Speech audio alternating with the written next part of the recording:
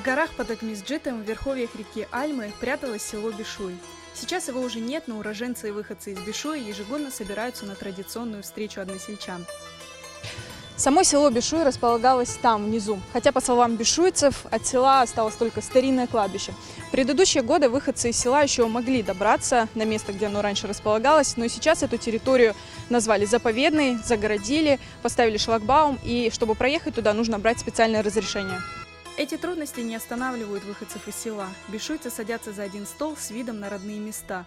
Молодежь слушает воспоминания стариков о родном селе, звучат задорные песни, под которые так и хочется пуститься в пляс.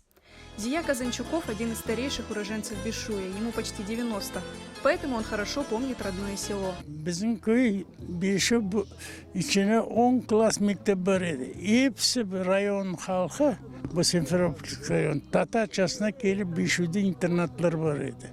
İnternatlarda yaşayıp 10 klasını bitirdiler bizim köyde. Bu Kırım içine Susir degen hayvan var idi. Suda aman akşam karanlıkta düşmezden alına köyge düşer. Onu biz herkesin onda sihir var idi. Su sihir. Onun sütü pek lezzetli böyleydi. O gün sıcaktan korka, soğuktan da korka. Onun ahırları sıcak böyleydi. Şu hayvan. Ben size aytayım şu Bişu'nun lafı. Bu Bişu'da su sihirler var idi. 82-летний Эдем Топчи организовывал первые встречи односельчан бишуйцев. Теперь этим занимается молодежь, но Эдем Ага, несмотря на почтенный возраст, старается не пропускать встречи. Ben doğma özüm Ahmetçi'm, ana baba Bişu'den. Beni yazda alıp gelirler, her vakit kar babam büyüğüne. Baba armut terik vardı, onun tübüne üy vardı. Ben anda alıp gelip yata bir iki hafta bolaydım. Son gelip alıp getirdiler yata. Родом из Бишуя известный крымско-татарский композитор Мерзия Халитова. Родному селу она даже посвятила несколько произведений. Мена babam babası, Ablamit Har babam. O hocaydı mektepte ve bu mektepin müdürüydü. Bu köyde, Bişuy köyünde böyle pek yüksek tahsil olgan adam idi. Rus dili veredi mına tatar balacıklarga. Men pek sevem bu yerlerin. Kan tartadır da, mına pek tartamın da. 2010 senesi çıktı meni jintığım.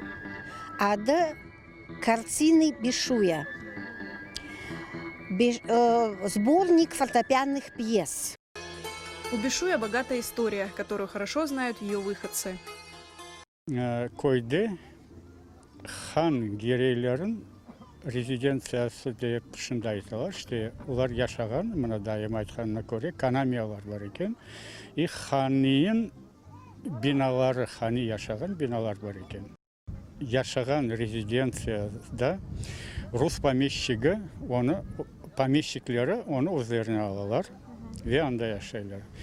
Bolşevikler Kırım'a kelgen son o помещикlerden o binaların tutup alırlar ve anda mektep kurarlar. Mında balaban çok olgan komur tapılar ve Ahyar yolun, demir yoluna узкоколейка проект yapılar. Селение всегда было преимущественно христианским, населенным крымскими туркоязычными греками-урумами, что отразилось на внешности бишуйцев. Şu köyünün adamları bana görünüyor, pek oksek, mında da var öyle soyları, pek oksek, pek dülber, mau gözlü adamlar çok söylediler. Apayları da alalarım güzelçik, bir tonkimi çırtami лица ediler. Biz endi gelecek nesil olgan gibi biz de tırışamız, aytamız ki baba taraflarga galiba bizlerde azıcık olsa da oşağandırmız. Во время войны Бишуй сожгли немцы за помощь населения партизанам. Çıkarıp verdiler, köyümüzde yaktılar. Alıp olan şeyin aldın arabayı yüklep çıkıp gitti babamlar arabalarının. Biz geldik Akmeşke. Akmeşke geldik, o Kantarni degen sokakta yaşadık. Eski barda Şanghay anda. Bileyim ben onu. анда бомбалай еділер, шиет еділер, кроват түбіне қачып сақлан едім. Қоншыларын қайсын үйіне тапсам, анда бомбешка болса, кімнің үйін тапасың, анда кіріп кетесің кроват түбіне. Үй йықылса, сон кроват түбінде сауқала чақтайын. Людей, которые помнят Бишуй до депортации, с каждым годом становится все меньше. Но молодежь старается не пропускать встречи односельчан.